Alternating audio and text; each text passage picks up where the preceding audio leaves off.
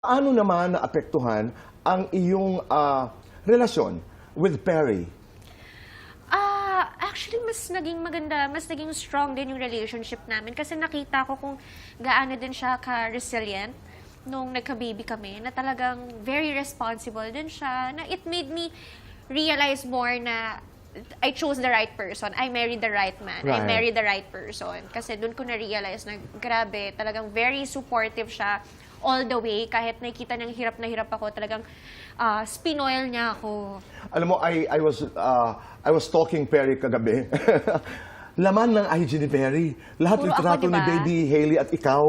Di ba? So, marami rin ako naririnig ng mga kwento. Halimbawa na, you know, is that an issue sa inyo ni Perry kung sino ang unang tatawagin? Ma?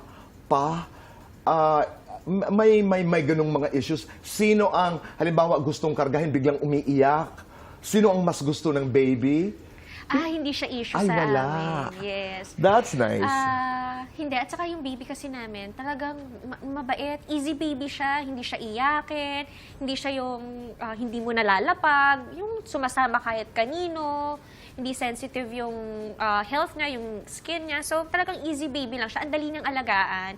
It's just that nahirapan lang ako kasi parang feel ko bagong tao ako. Oh.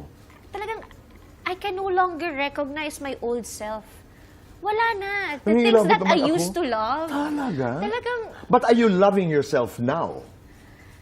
I'm loving myself now, pero siguro may hinahanap pa ako sa dati kong Talaga?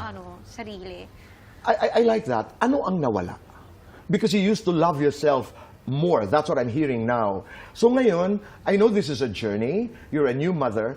Pero sa palagay mo, you have an idea of what you're looking for? Anong hinahanap mo?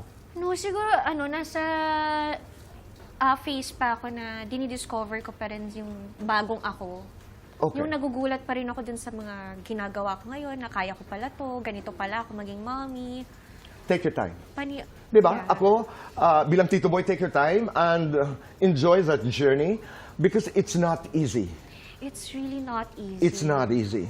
Actually, Tito Boy, nagkaroon ako ng postpartum anxiety. I was diagnosed with postpartum anxiety kasi nahirapan talaga ako mag-adjust. Pero, so far, it's getting better. Okay naman. Saka, syempre, not because na sinishare ko sa inyo yung nahihirapan ako, it doesn't mean na I'm not grateful, or it doesn't mean na hindi ko gusto tong journey ko at hindi ko gusto tong nangyari sa buhay ko. Syempre, ito yung masasabi kong pinakamagandang nangyari sa buhay ko. Pero, hindi natin may iwasan na talagang may pinagdadaanan na postpartum. And I guess gusto ko rin makarelate dun sa ibang moms na kung ano yung pinagdadaanan nila, pinagdadaanan ko din. And that should be respected because that's your story. That's your truth. At ang dami naming matututunan dahil naririnig namin ang isang napaka-truthful na kwento. Yeah. Diba? And I'm just happy that you're able to talk about it now.